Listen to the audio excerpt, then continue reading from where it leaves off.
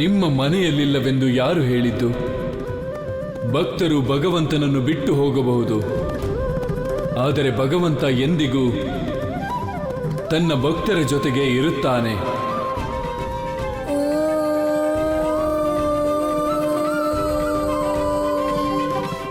ಪ್ರಭು ನಮ್ಮ ಹತ್ರನೇ ಇದ್ದಾನೆ. ಬನ್ನಿ ಬನ್ನಿ, ಎಲ್ಲ ಹೋಗೋಣ, ನಡೀರಿ.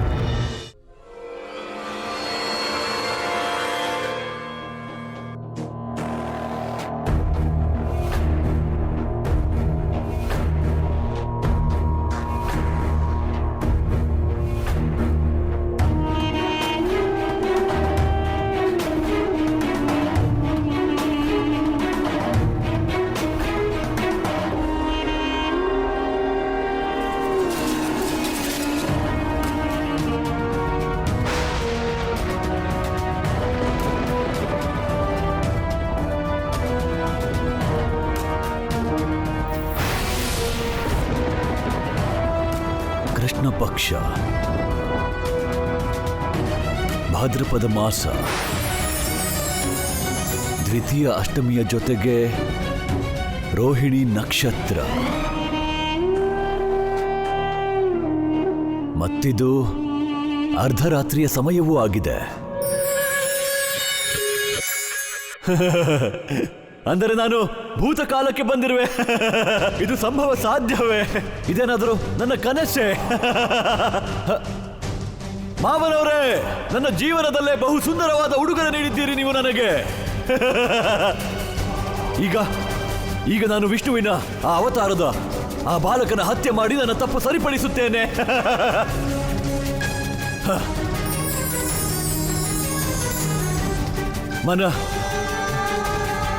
ಮನ ಖುಷಿ ಖುಷಿ ಖುಷಿಯಲ್ಲಿ ತೇಲುತ್ತಿದೆ.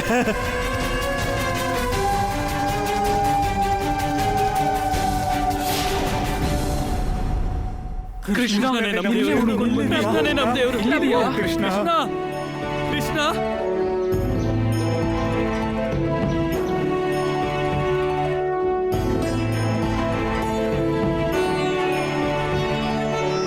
ಕಣ್ಣು ತೆರೆಯಿರಿ ಪ್ರಭು. ಕಣ್ ತೆರೀರಿ ಪ್ರಭು. ಪ್ರಭು, ಕಣ್ಬಿಡಿ ಪ್ರಭು.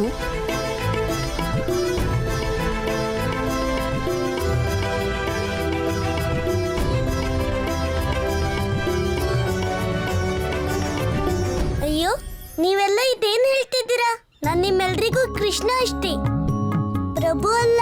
ನಾರಾಯಣನ್ ಪ್ರತಿಮೆಯಲ್ಲಿ ನಿಮ್ ಸ್ವರೂಪನ ನಾವ್ ಎಲ್ರೂ ನಮ್ ಕಣ್ಣಾರೆ ನೋಡಿದ್ವಿ.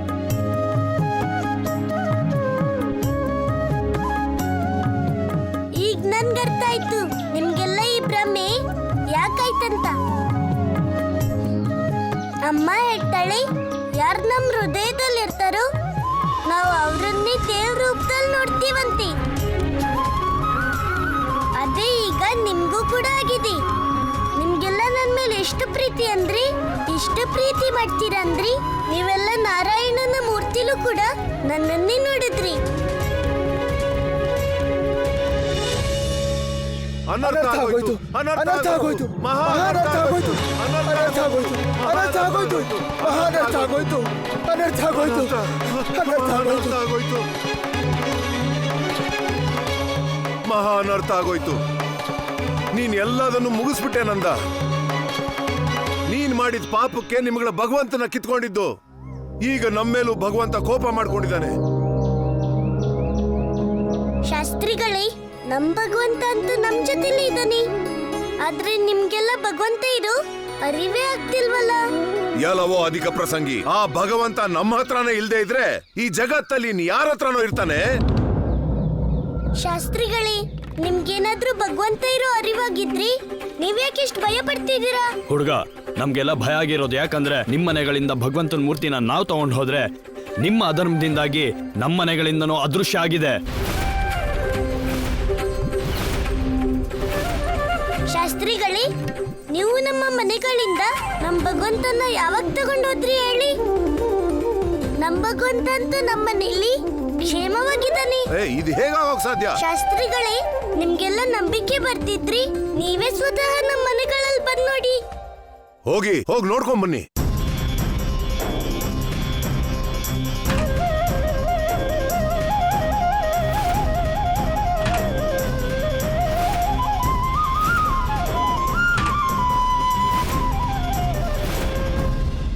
ನಾನು ಬರುತ್ತಿದ್ದೇನೆ ನನ್ನ ಪ್ರೀತಿಯ ಸೋದರಿ, ನಿನ್ನ 8ನೆಯ ಸಂತಾನವನ್ನು ನಿನ್ನಿಂದ ಪಡೆದು.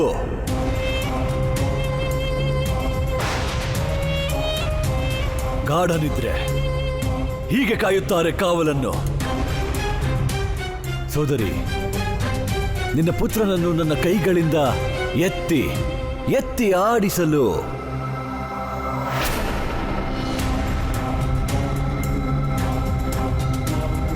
ಪೂತನಿ ಆ ದಿನವೂ ನಿದ್ರಿಸಿದ್ದಳು. ಅಂದರೆ ನನ್ನ ಅಳಿಯನ ಜನನವಾಯಿತೆ. ಆ ವಂಚಕ ಅವನನ್ನು ಕಾಪಾಡಲು ಪ್ರಯತ್ನಿಸುವ ಮೊದಲೇ ನಾನು ಅವನನ್ನು ಹಿಡಿಯಬೇಕು.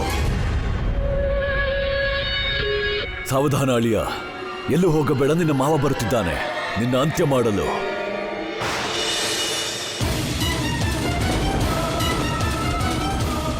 ವಿಧಾತ, ಇದು ನನ್ನ 8ನೆಯ ಸಂತಾನ ಮತ್ತು ನಿನ್ನ ಆಕಾಶವಾಣಿ ಅನುಸಾರವಾಗಿ ಇದೇ ಕಂಸನ ಮೃತ್ಯುವಿಗೆ ಕಾರಣ.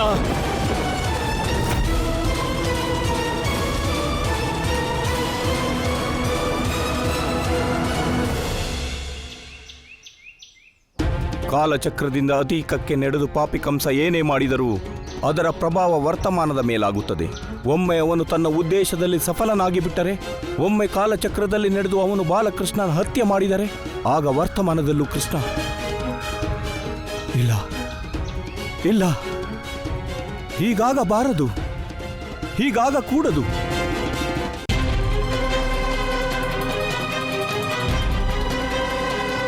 ಚಕ್ರಧಾರಿ, ಇಂದು ನಾನು ನಿನ್ನ ಎಲ್ಲ ಆಕಾಶವಾಣಿಗಳನ್ನು ಮಿಥ್ಯವನ್ನಾಗಿ ಮಾಡುತ್ತೇನೆ.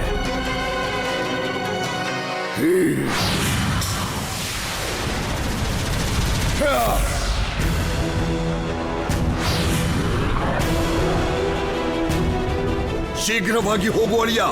ಈ ಸಮಯದಲ್ಲಿ ಬಾಲಕ ಕಾರಾಗೃಹದಲ್ಲೇ ಇದ್ದಾನೆ. ಹತ್ಯೆ ಮಾಡು ಅವನನ್ನ.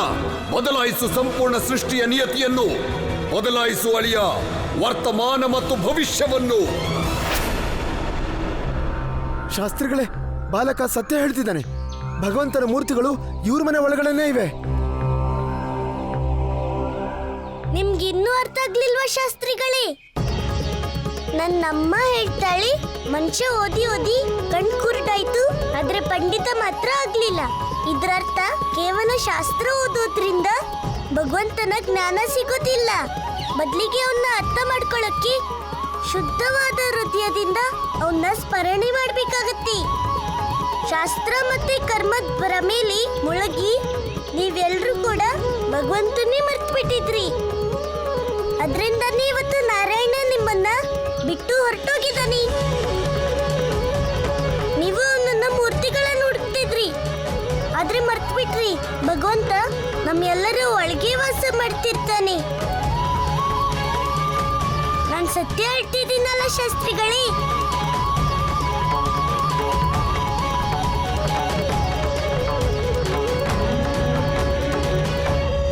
ಸಂಪೂರ್ಣ ಸತ್ಯ. ವೇದಗಳಲ್ಲಿರೋ ಪರಮ ಪುನೀತ ವಾಣಿಯ ಹಾಗೆ ಅದು ಸಾಕ್ಷಾತ್ ನಾರಾಯಣನ ಮಾತು.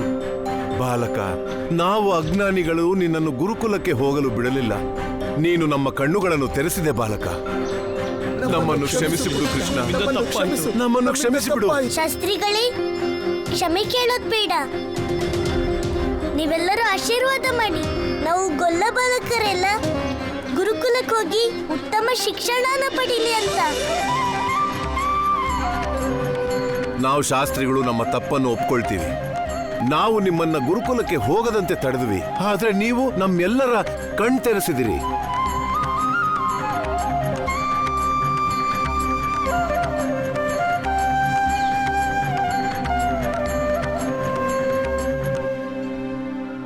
ಅಪ್ಪ, ಈಗ ನಾವು ತುಂಬಾ ತಡ ಮಾಡಿದ್ವಿ. ಗುರುದೇವರ ಆಶ್ರಮಕ್ಕೆ ಹೊರಡ್ಬೇಕು. ಹೌದು ಕೃಷ್ಣ, ಖಂಡಿತ ಗುರುಗಳ ಆಶ್ರಮಕ್ಕೆ ನಾವು ಹೋಗ್ಲೇಬೇಕು.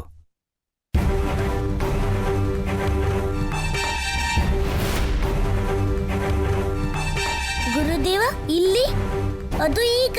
ಗುರುದೇವ,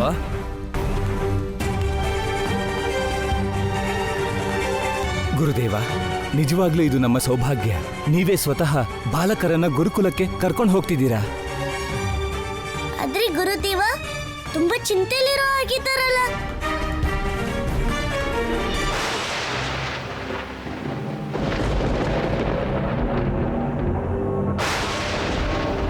ವಸುದೇವ, ಈ ಬಾಲಕನು ವಸುಂಧರೆಯಲ್ಲಿ ಅಧರ್ಮದ ವಿನಾಶಕ್ಕಾಗಿ ಧರ್ಮದ ಸಂಸ್ಥಾಪನೆಗೆಂದೇ ಜನ್ಮ ತಾಳಿದ್ದಾನೆ. ಹೊರಡು, ಈ ಬಾಲಕನನ್ನು ಗೋಕುಲದ ನಂದಗೋಪನೆಡೆಗೆ ಕರೆದೊಯ್ಯು. ಈ ಶಿಶುವಿನ ಸ್ಥಾನದಲ್ಲಿ ನಂದನ ಪುತ್ರಿಯನ್ನು ಕರೆತ. ಇದೇ ವಿಧಿಯ ನಿಯಮ.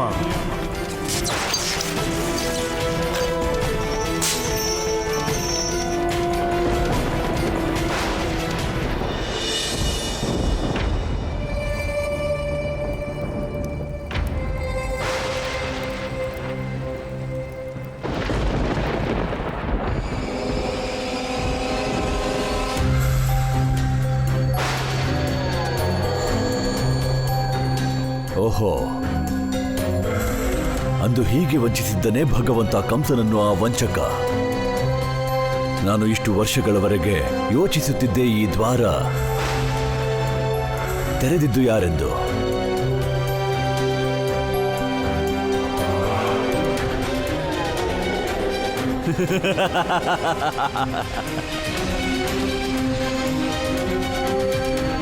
ಭೂತ, ವರ್ತಮಾನ ಮತ್ತು ಭವಿಷ್ಯ ಅರಿಯುವ ವಿಷ್ಣು, ಅತೀತದಲ್ಲೇನೋ ನೀನು ದ್ವಾರ ತೆರೆದಿಟ್ಟೆ. ಈಗ ಆ ದ್ವಾರದ ಮುಂದೆ ಭಗವಂತ ಕಂಸ ನಿಂತಿದ್ದಾನೆ. ನಾನು ನೋಡುತ್ತೇನೆ. ನಿನ್ನ ಅವತಾರ, ಆ ಬಾಲಕ ಇಲ್ಲಿಂದ ಹೇಗೆ ಹೋಗುತ್ತಾನೆ? ಗುರುದೇವ, ನಿಮ್ಮ ಇಚ್ಛೆಗೆ ಅನುಸಾರವಾಗಿ ನಾವೆಲ್ಲರೂ ಗುರುಕುಲಕ್ಕೆ ಬರ್ತಿದ್ದೀವಿ. ಆದ್ರೆ ನೀವು ಸಂತೋಷವಾಗಿಲ್ಲ. ಏನ್ ವಿಷಯ ಗುರುದೇವ? ಕೃಷ್ಣ, ವಾಸ್ತವದಲ್ಲಿ ನನಗೂ ಅರ್ಥವಾಗುತ್ತಿಲ್ಲ. ನಾನು ನಿನಗೆ ಈ ಸಮಸ್ಯೆಯ ವಿಷಯದಲ್ಲಿ ಹೇಗೆ ಏನು ಹೇಳಲಿ? ಸಮಸ್ಯೆ? ಗುರುದೇವ, ಏನಾದ್ರೂ ಸಮಸ್ಯೆ ಇದ್ರೆ ಕೃಷ್ಣನ್ಗಲ್ಲ, ನೀವು ನನ್ನ ಹತ್ರ ಹೇಳಿ. ಕೃಷ್ಣನ್ಗೆ ಏನೇ ಸಮಸ್ಯೆ ಬಂದ್ರೂ ನಾನೇ ಬಗೆಹರಿಸೋದು. ಬಲರಾಮ, ಈಗ ನೀನು ಗೊಲ್ಲ ಬಾಲಕರನ್ನು ಕರೆದುಕೊಂಡು ಆಶ್ರಮಕ್ಕೆ ನಡೆ. ನಿಮ್ಮ ಪ್ರಾರಂಭಿಕ ಶಿಕ್ಷಣ ಪ್ರಾರಂಭಿಸಲು ಬೇಕಾದ ವ್ಯವಸ್ಥೆ ಮಾಡಿ ಬಂದಿದ್ದೇನೆ. ಈಗ ಹೊರಡಿ. ನಾನು ಕೃಷ್ಣನೊಂದಿಗೆ ಅತ್ಯಂತ ಅವಶ್ಯಕವಾದ ಮಾತಾಡಬೇಕಿದೆ. ನನಗ್ ಗೊತ್ತಾಯ್ತು ಗುರುದೇವ, ನಿಮ್ಗೆ ಕೃಷ್ಣನ್ ಮೇಲೆ ಹೆಚ್ಚು ಪ್ರೀತಿ. ಅದಕ್ಕೆ ನಿಮ್ ಸಮಸ್ಯೆನ ಬರೀ ಕೃಷ್ಣನ್ ಹತ್ರನೇ ಹೇಳ್ತೀರಾ. ಅಣ್ಣ, ನಿನ್ಗರ್ಥ ಆಗ್ತಿಲ್ಲ. ಗೊಲ್ಲ ಬಾಲಕರನ್ನ ಈ ಕಾಡಿಂದ ಸುರಕ್ಷಿತವಾಗಿ ಇವ್ರ ಆಶ್ರಮಕ್ಕೆ ಕರ್ಕೊಂಡೋಗದೆ ಎಲ್ಲಕ್ಕಿಂತ ದೊಡ್ಡ ಸಮಸ್ಯೆ. ಮತ್ತೆ ಈ ಸಮಸ್ಯೆನ ನಿನ್ನ ಬಿಟ್ರೆ ಬೇರೆ ಯಾರಿಂದನೂ ದೂರ ಮಾಡಕ್ಕಾಗಲ್ಲ. ಹೌದಾ, ಇದ್ದ ವಿಷಯ. ಗುರುದೇವ, ನಾನ್ ನಿಮಗ್ ಮಾತು ಕೊಡ್ತೀನಿ. ದಾರಿಲಿ ಅದೆಷ್ಟೇ ದೊಡ್ಡ ರಾಕ್ಷಸರು ಬೇಕಾದ್ರೂ ಬರ್ಲಿ, ನಾನು ನನ್ನ ಗೆಳೆಯರ್ಗೇನು ಆಗೋದಕ್ ಬಿಡಲ್ಲ. ನಡೀರಿ ಗೆಳೆಯರೇ, ಈ ಬಲರಾಮ ಇರ್ಬೇಕಾದ್ರೆ ನೀವ್ ಯಾವ್ದಕ್ಕೂ ಎದುರುಕೊಳ್ಳೋದ್ ಬೇಕಾಗಿಲ್ಲ. ನಡೀರಿ. ಗುರುದೇವ, ಈಗ ಹೇಳಿ ಸಮಸ್ಯೆ ಏನಂತ. ಬಹಳ ದೊಡ್ಡ ಅನರ್ಥವಾಗಿದೆ ಕೃಷ್ಣ. ಕಂಸ ಜರಾಸಂಧನ ಸಹಾಯದಿಂದ ಆ ಕಾಲಕ್ಕೆ ಪ್ರವೇಶ ಮಾಡಿದ್ದಾನೆ. ಅಲ್ಲಿ ಅವನನ್ನು ನಾಶ ಮಾಡಬೇಕಾದ ದೇವಕಿ ಮತ್ತು ವಸುದೇವರ 8ನೆಯ ಪುತ್ರನ ಜನ್ಮವಾಗಿದೆ. ವರ್ತಮಾನದಲ್ಲಿ ಆ ಬಾಲಕನಿಗೆ ಯಾವ ಅಹಿತ ಮಾಡಲಾಗಲಿಲ್ಲ. ಆದರೆ ಅವನು ಅತೀತಕ್ಕೆ ಹೋಗಿ ಆ ಬಾಲಕನ ಹತ್ಯೆ ಮಾಡಲಿದ್ದಾನೆ.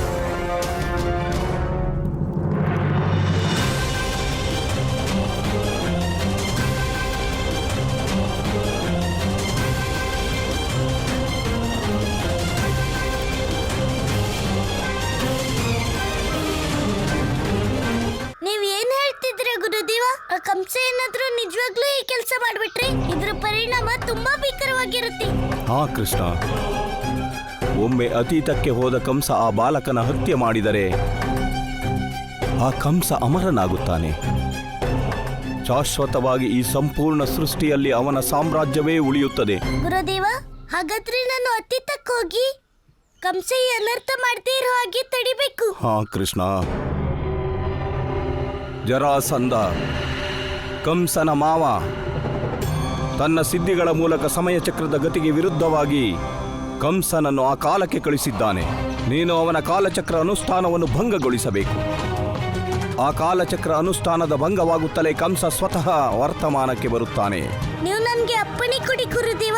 ಈಗ ನಮ್ಮ ಹತ್ರ ತುಂಬಾ ಕಡಿಮೆ ಸಮಯ ಇದೆ. ಪಾಪಿ ಕಂಸ ಪ್ರತಿಕ್ಷಣ ಆ ಬಾಲಕನ ಹತ್ರ ಹೋಗ್ತಿದ್ದಾನೆ. ಬನ್ನಿ ಗುರುದೇವ, ಬೇಗ ಬೇಗ ಬನ್ನಿ.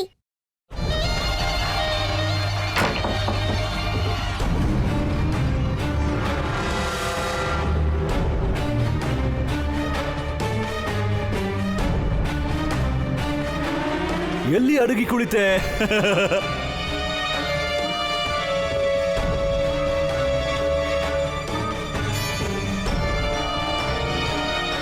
ಆ ಬಾಲಕನ ಜನ್ಮವಾಗಿದೆ.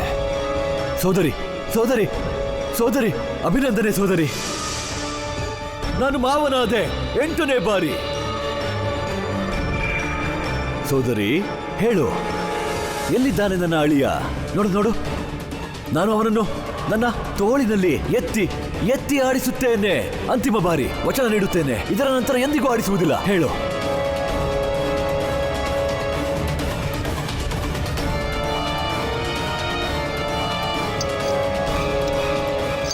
ಇಲ್ಲಿ ಭಾವನವರೂ ಇಲ್ಲ ಮತ್ತು ಆ ಕೊಲೆಗಾರನು ಕ್ಷೀರಸಾಗರದಲ್ಲಿ ನಿದ್ರಿಸುವವನೇ. ಎಲ್ಲರನ್ನೂ ಅಚೇತನರಾಗಿಸಿದೆಯಾ? ವಸುದೇವ, ವಸುದೇವ, ನೀನು ನನ್ನಿಂದ ಅಡಗಿಕೊಳ್ಳಲಾರೆ. ಕಂಸ,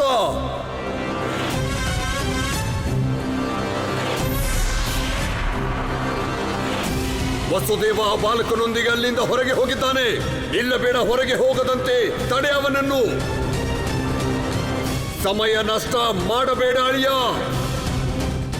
ಮಾವನವರೇ, ವಸುದೇವ ಹೋಗಿಬಿಟ್ಟ. ಇಲ್ಲ ಇಲ್ಲ ಇಲ್ಲ, ಒಂದು ಬಾರಿ ನನ್ನನ್ನು ವಂಚಿಸಿದ್ದಾನೆ ವಸುದೇವ. ಈಗ ಹಾಗಾಗದು. ನಾನು ನನ್ನ ವರ್ತಮಾನದಿಂದ ಅತೀತಕ್ಕೆ ಬಂದಿದ್ದೇನೆ ನನ್ನ ತಪ್ಪು ಸರಿಪಡಿಸಲು. ನನ್ನನ್ನು ಕೊಲ್ಲುವವನು ಅವಶ್ಯ ಸಾಯುತ್ತಾನೆ. ಚಕ್ರಧಾರಿ ವಸುದೇವ,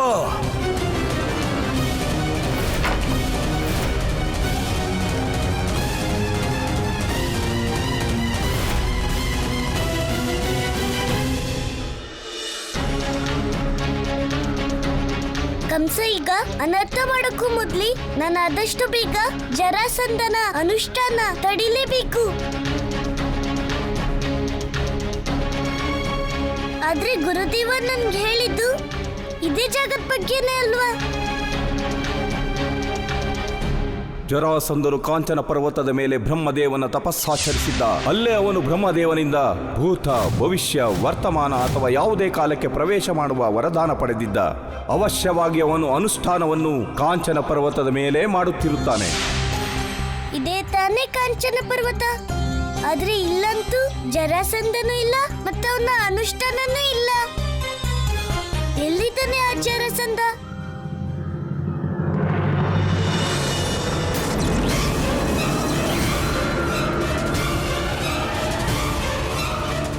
ಇದ್ಯಾವುದೋ ಅಸುರ ಶಕ್ತಿ ಅನ್ಸುತ್ತೆ. ಖಂಡಿತ ಜರಾಸಂಧ ಅಲ್ಲೇ ಇರ್ತಾನೆ. ನಾನೀಗ ಹೋಗಿ ನೋಡ್ಬೇಕು.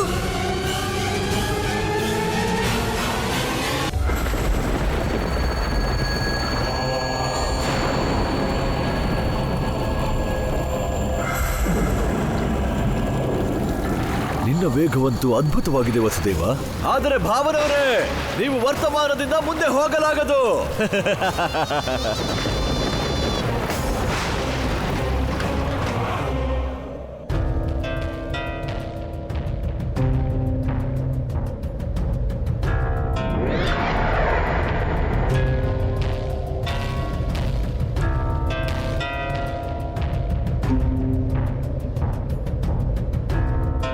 ಕಂಸ ಮಾವ, ಇನ್ನ ನೀನ್ ಆ ಬಾಲಕನ ಹತ್ರ ಹೋಗಕ್ ಸಾಧ್ಯನೇ ಇಲ್ಲ. ಯಾಕಂದ್ರೆ ಅದಕ್ಕಿಂತ ಮೊದ್ಲೇ ನಾನು ನಿನ್ನ ಅನುಷ್ಠಾನನ ಭಂಗ ಮಾಡ್ತೀನಿ.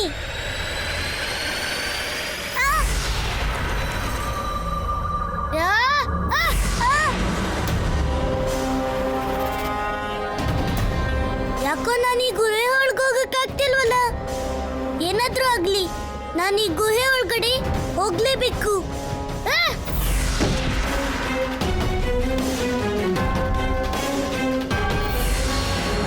ಈ ಪರ್ವತದ ಒಳಗಡೆ ಹೋಗಕ್ಕೆ ಬೇರೆ ಯಾವ್ದು ದಾರಿ ಇಲ್ಲ ಅನ್ಸತ್ತೆ. ಈಗ ನಾನು ಏನ್ ಮಾಡ್ಲಿ? ಹೇಗ್ ತಡೀಲಿ ಅನುಷ್ಠಾನನ? ನಾನ್ ಜರಾಸಂಧನ ಹತ್ರ ಹೋಗಕ್ಕಾಗಲ್ಲ. ಆದ್ರೆ ನನ್ ಧ್ವನಿ ಅಂತೂ ಅವನ್ ತನಕ ತಲುಪತ್ತಲ್ವಾ? ತಪ್ಪು ಮಾಡ್ತಿದ್ಯಾ ಜರಾಸಂಧ? ನಿಲ್ಸು ಈ ಅನರ್ಥನ, ನಿಲ್ಸು ಈ ಅಧರ್ಮನ. ಜರಾಸಂಧ!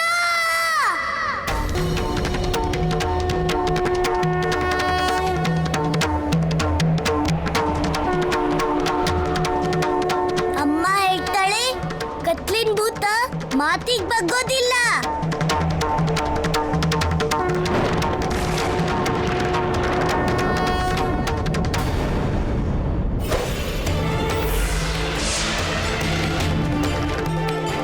ಅಯ್ಯೋ, ಇದೇಗಾಗೋಕ್ ಸದ್ಯ? ಸ್ವಲ್ಪ ನಿಲ್ಲು ಕೃಷ್ಣ.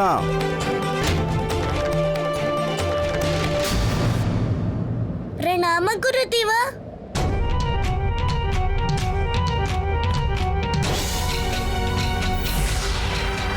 ಈ ಪರ್ವತ ಅಭೇದ್ಯ ಕೃಷ್ಣ.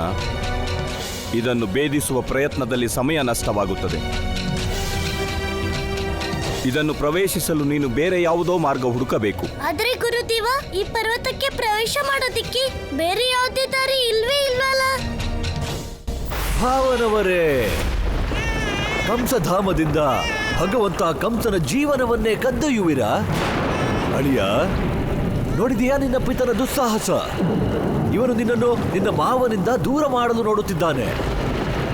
ಆದರೆ ನೀನು ಚಿಂತಿಸಬೇಡ ಅಳಿಯ, ನಿನ್ನ ಮಾವ ನಿನ್ನನ್ನು ತನ್ನಿಂದ ದೂರ ಕಳಿಸುವುದಿಲ್ಲ.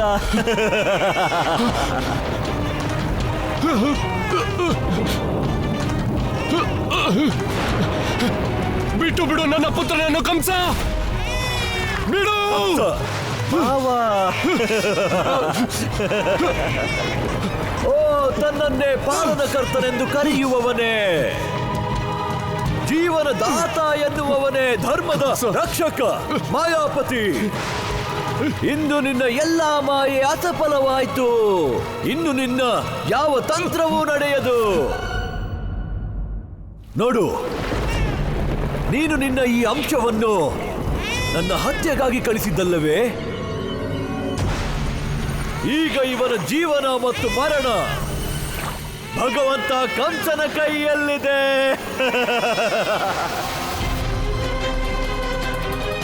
ಬಾ ಬಾ ಇಲ್ಲಿ, ಬಾ, ಕಾಪಾಡು ಇವನನ್ನು. ಈ ಪರ್ವತದೊಳಗೆ ಪ್ರವೇಶಿಸಲು ಈಗ ಒಂದೇ ಮಾರ್ಗವಿದೆ ಕೃಷ್ಣ, ಮತ್ತದು ಅಷ್ಟಸಿದ್ಧಿಗಳಲ್ಲಿ ಪ್ರಥಮ ಸಿದ್ಧಿ ಅನೀಮ ಸಿದ್ಧಿ. ಅನಿಮ ಸಿದ್ಧಿ? ಆದ್ರೆ ಗುರುದೇವ, ಈ ಅನಿಮ ಸಿದ್ಧಿ ನನ್ಗೆ ಸಿಗೋದಾದ್ರೆ ಎಲ್ಲಿ? ಸಿದ್ಧಿಗಳು ಸಿಗುವುದಿಲ್ಲ.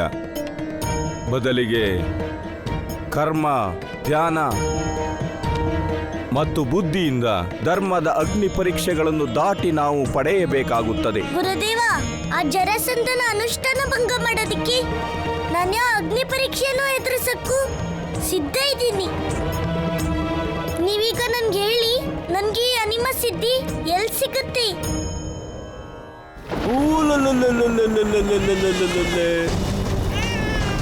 ಕೊಟ್ಟು ಬಿಡು ನನ್ನ ಪುತ್ರನನ್ನು. ನೀನು ನನ್ನ 6 ಶಿಶುಗಳ ಹತ್ಯೆ ಮಾಡಿದೆ, ಆದರೆ ಮತ್ತೆ ಆ ಅಧರ್ಮ ಮಾಡಲು ಬಿಡುವುದಿಲ್ಲ. ಬಿಡು ನನ್ನ ಮಗನನ್ನು. ಅನಿಸುತ್ತದೆ ಇವನಿಗೆ ಸ್ವಲ್ಪವೂ ತಿಳಿಯುತ್ತಿಲ್ಲ. ನಾನು 5 ವರ್ಷಗಳ ಸಮಯ ಸೀಮೆಯನ್ನು ದಾಟಿ ಇಲ್ಲಿ ಅತೀತಕ್ಕೆ ಬಂದಿದ್ದೇನೆ. ಕೊಟ್ಟು ಬಿಡು ಅವನನ್ನು ಕಂಸ. ವಸುದೇವ, ಈ ಬಾಲಕ ನಿನ್ನ ಪುತ್ರನಾಗಲು ಅಲ್ಲ, ನನ್ನ ಮೃತ್ಯುವಾಗಲು ಬಂದಿದ್ದಾನೆ. ಆದರೆ ನೀನು ಹೇಳುವೆ ಎಂದು ನಾನಿವನನ್ನು ಬಿಟ್ಟು ಬಿಡಲು ಕಂಸ. ಇಲ್ಲ ವಸುದೇವ, ನಾನು ನಿನ್ನ ಹಾಗೆ ನಿರ್ದಯಿಯಲ್ಲ. ನಾನು ಈ ಬಾಲಕನನ್ನು ಅವನ ತಾಯಿಯಿಂದ ದೂರ ಮಾಡಲಾರೆ. ನಾನು ಈ ಬಾಲಕನನ್ನು ಹಿಂದಿನ ಎಲ್ಲ ಸಂತಾನಗಳ ಹಾಗೆ ನನ್ನ ಸೋದರಿ ದೇವಕಿಯ ಸಮ್ಮುಖ, ಇವನ ತಾಯಿಯ ಸಮ್ಮುಖ ಹಾರಿಸಿ ಹಾರಿಸಿ ಕೊಲ್ಲುತ್ತೇನೆ.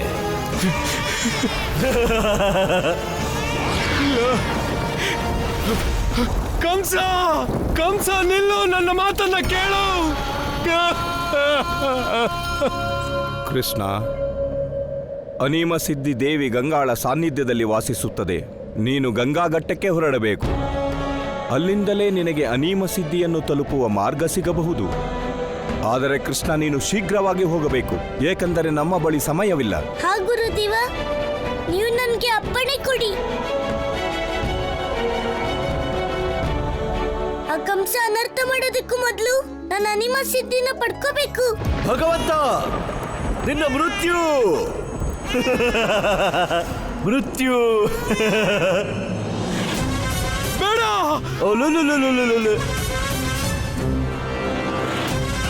ನನ್ನನ್ನು ಕೊಲ್ಲುವವನೇ ನನ್ನ ಕೈಗಳಲ್ಲಿ ಆಟಿಕೆಯಾಗಿದ್ದಾನೆ ಚಕ್ರಧಾರಿ.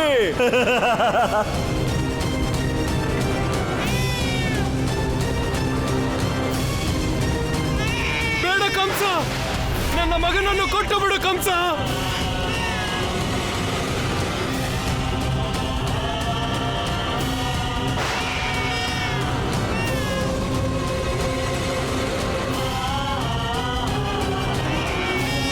ಇದೇನು ನನ್ಗ್ಯಾಕೆ ಹೀಗನ್ಸ್ತಿದೆ? ಯಾವ್ದೋ ಗೊತ್ತಿಲ್ಲದೆ ಇರೋ ಶಕ್ತಿ ನನ್ನ ಹಾರಿಸ್ತಿದ್ಯಲ್ಲ.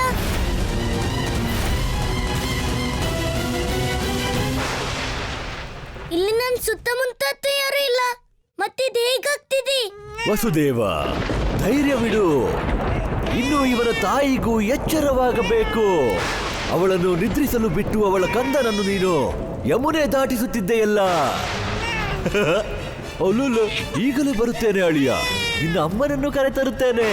ಇಲ್ಲ, ಅಳಬೇಡ, ಬೇಗ ಬರುತ್ತೇನೆ. ನನ್ಗನ್ಸುತ್ತೆ ನಾನೀಗ ಅದೃಶ್ಯ ಶಕ್ತಿ ಪ್ರಭಾವದಿಂದ ಹೊರಗೆ ಬಂದಿರ್ಬೇಕು. ಅದಕ್ಕೆ ಈಗ ನಾನು ಹಾರ್ತಿಲ್ಲ. ಈಗ ಗಂಗಾಘಟ್ಟ ಇಲ್ಲಿಂದ ಹತ್ರನೇ ಇದೆ. ಅಲ್ಲಿಗೆ ಹೋದ್ ಕೂಡ್ಲಿ ನಾನು ಅನಿಮ ಸಿದ್ಧಿನ ಆವಾಹನೆ ಮಾಡ್ಕೋಬೇಕು.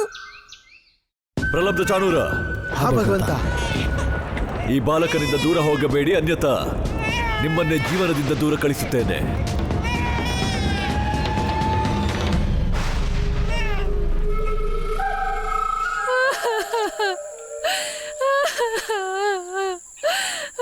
ಇಷ್ಟು ದೊಡ್ಡ ಕಾಡಲ್ಲಿ ಯಾರೇ ಸ್ತ್ರೀ ಹೀಗಳ್ತಾ ಇರೋದು?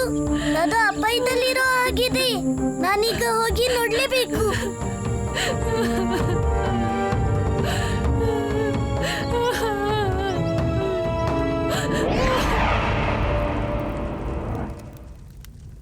ಎದ್ದೇಳು ಸೋದರಿ, ಇನ್ನೊಮ್ಮೆ ಪ್ರೇಮದಿಂದ ಕರೆಯುತ್ತಾ. ಮಾಯವಾಗಿವೆ ಎಲ್ಲ ತಾರೆಗಳು. ಹೊಸ ಬೆಳಗು, ಹೊಸ ಸಮಯ, ಹೊಸ ವರ್ತಮಾನ ಕಾದಿವೆ ಕದ ತೆರೆದು. ಏಳು ಸೋದರಿ, ಇನ್ನೊಂದು ಬಾರಿ ಏಳು ದೇವಕಿ.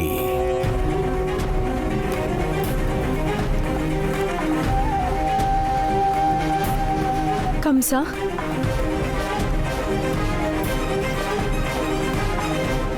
ಮಗು, ನನ್ನ ಮಗು, ನನ್ನ ಮಗು ಎಲ್ಲಿದೆ? ಎಲ್ಲಿದೆ? ಎಲ್ಲಿದೆ ನನ್ನ ಮಗು? ಸೋದರಿ, ನಿನ್ನ ಅಷ್ಟಮ ಸಂತಾನ, ನಿನ್ನ ಪುತ್ರ ಇನ್ನೂ ಸುರಕ್ಷಿತವಾಗಿದ್ದಾನೆ. ಪುತ್ರ? ನನ್ನ ಪುತ್ರ ಎಲ್ಲಿದ್ದಾನೆ? ನನ್ನ ಪುತ್ರ ಹೇಳು, ಹೇಳು ಪಾಪಿ ಕಂಸ, ಎಲ್ಲಿದ್ದಾನೆ ನನ್ನ ಪುತ್ರ? ಓ ಸೋದರಿ, ನಾನು ನಿನ್ನನ್ನು ನಿನ್ನ ಸಂತಾನದ ಬಳಿಗೆ ಕರೆದೊಯ್ಯಲು ಬಂದಿದ್ದೇನೆ.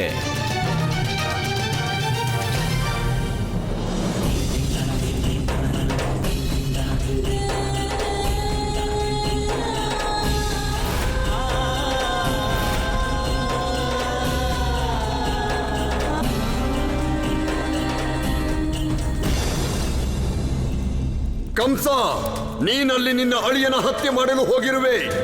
ನಿನ್ನ ಸಹೋದರಿಗೆ ರಕ್ಷಾ ಬಂಧನದ ಉಡುಗೊರೆ ನೀಡಲಲ್ಲ. ಶೀಘ್ರವಾಗಿ ಹೋಗು, ಅಂತ್ಯ ಮಾಡುವ ಬಾಲಕನನ್ನು, ಮತ್ತೆ ಮರಳಿ ಬಾ ವರ್ತಮಾನಕ್ಕೆ. ಮಾವನವರೇ, ಇವರೆಲ್ಲ ಸೇರಿ ನನಗೆ ಮಾಡಿದ ವಂಚನೆಗೆ ಪ್ರತೀಕಾರ ಸಿಗುವ ತನಕ ನಾನು ಅವನನ್ನು ಕೊಲ್ಲುವುದಿಲ್ಲ. ಮತ್ತು ಆ ಬಾಲಕನ ಹತ್ಯೆ ಮಾಡಿದ ನಂತರವೇ ನಾನು ವರ್ತಮಾನಕ್ಕೆ ಮರಳುತ್ತೇನೆ.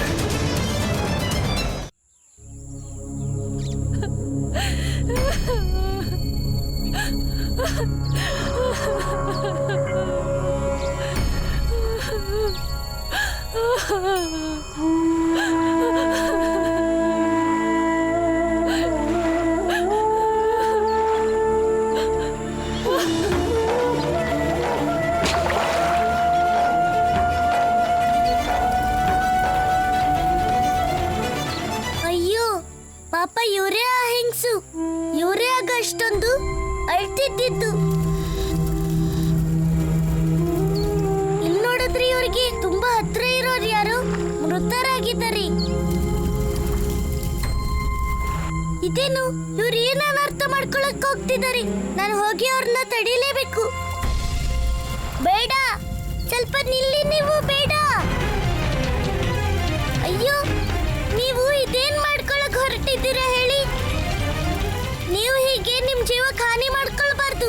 ದಯವಿಟ್ಟು ನಿಲ್ಸಿ ಅಕ್ಕ, ದಯವಿಟ್ಟು ನಿಲ್ಸಿ. ಮಗು, ನನ್ನ ಜೀವನಕ್ಕೆ ಇನ್ಯಾವ ಅರ್ಥನೂ ಇಲ್ಲ. ಯಾಕಂದ್ರೆ ನಾನು ನನ್ನ ಮಗನ್ನ ಶಾಶ್ವತವಾಗಿ ಕಳ್ಕೊಂಡೆ. ಇವನೇ ನನಗೆ ಎಲ್ಲ ಆಗಿದ್ದ.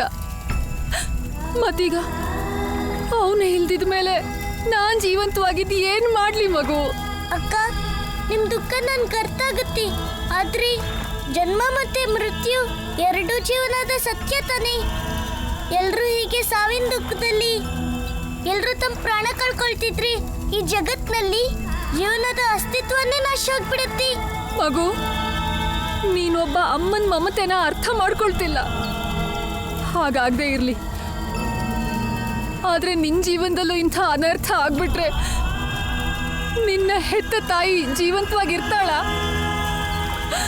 ದಯವಿಟ್ಟು ನನ್ ತಡಿಬೇಡ, ನನ್ ತಡಿಬೇಡ ಮಗು. ನನ್ನ ಈ ದುಃಖದಿಂದ ದೂರ ಹೋಗಕ್ ಬಿಡು. ಹೇ ಈಶ್ವರ, ನನ್ ಕ್ಷಮಿಸ್ಬಿಡು. ನೀನ್ ಕೊಟ್ಟಿರೋ ಈ ಸುಂದರವಾದ ಜೀವನನ ತ್ಯಾಗ ಮಾಡ್ತಿದ್ದೀನಿ ನಾನು.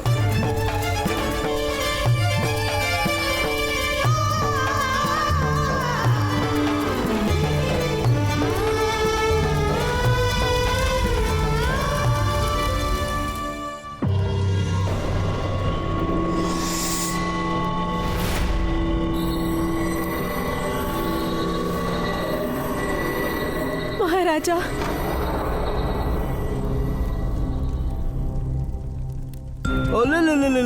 ಅಳಿಯ, ಅಲ್ಲಿ ನೋಡು ನಿನ್ನ ಮಾತೆ. ನನ್ನ ಪ್ರಿಯ ಸೋದರಿ ದೇವಕಿ, ಇವನೇ ನಿನ್ನ ಅಷ್ಟಮ ಸಂತಾನ, ನನ್ನ ಮೃತ್ಯು. ಈಗ ಆದೇಶ ನೀಡು ಇವನಿಗೆ, ಇವನು ನಿನ್ನ ಸೋದರನ ಹತ್ಯೆ ಮಾಡಲಿ.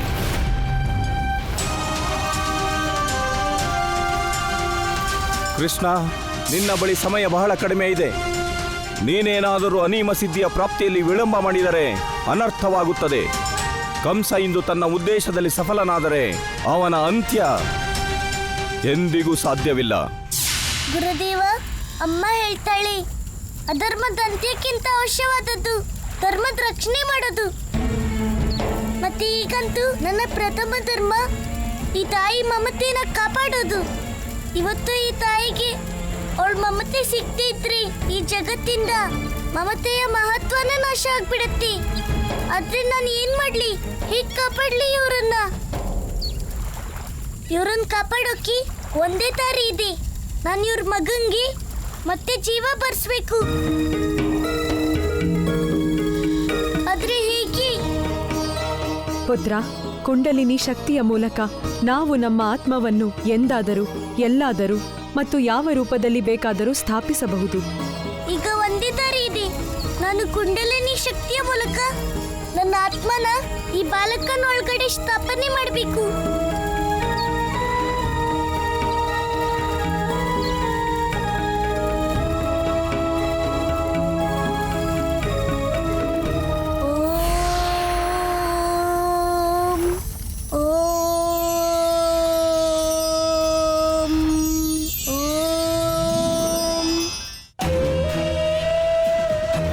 ಪುತ್ರ. ಅಯ್ಯೋ, ಏನು ಅವಸರ, ನಿಧಾನ. ಸೋದರಿ, ಆದೇಶ ನೀಡು ಇವನಿಗೆ. ಇವನು ಈ ಪಾಪಿ, ಅಧರ್ಮಿ, ಅತ್ಯಾಚಾರಿ ಕಂಸನ ಅಂತ್ಯ ಮಾಡಲಿ.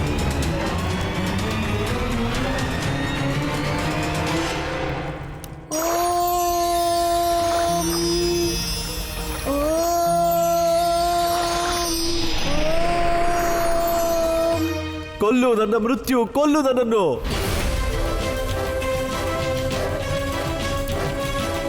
ಸೋದರಿ, ಇನ್ನು ಹೇಳಬೇಡ, ನಾನು ನಿನಗೆ ಅವಕಾಶ ಕೊಡಲಿಲ್ಲವೆಂದು.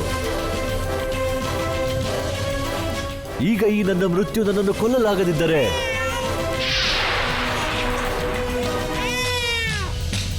ಮತ್ತೆ ಇವನ ಬದುಕಿಗೇನು ಅರ್ಥ?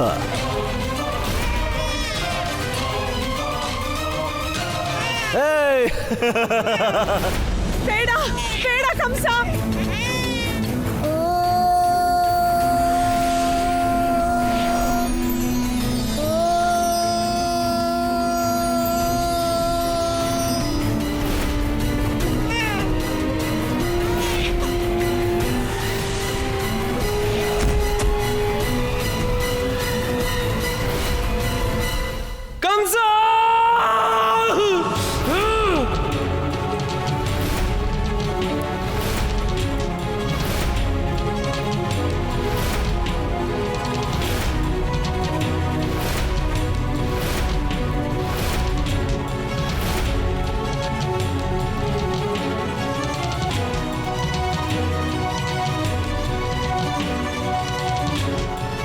ಪಿತೃಪ್ರೇಮ.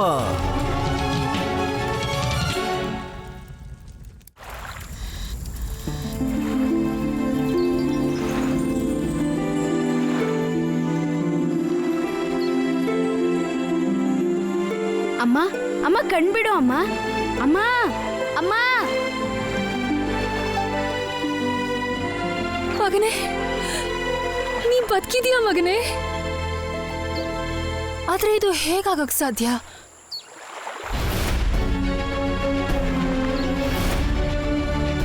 ಈ ಬಾಲಕ ಅಂದ್ರೆ ಇದ್ರ ಅರ್ಥ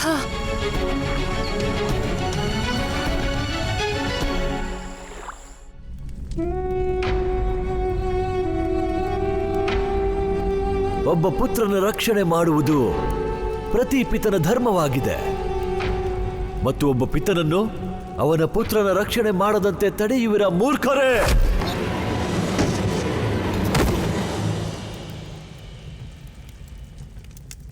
ಭಾವನವರೇ, ಈಗ ನೀವು ಹೇಳುವಂತಿಲ್ಲ, ನಾನು ನಿಮಗೆ ನಿಮ್ಮ ಪುತ್ರನ ರಕ್ಷಣೆಗೆ ಅವಕಾಶ ನೀಡಲಿಲ್ಲವೆಂದು. ತೆಗೆದುಕೋ, ಮಾಡು ಕಂಸನ ಹತ್ಯೆ, ಕಾಪಾಡು ನಿನ್ನ ಪುತ್ರನನ್ನು.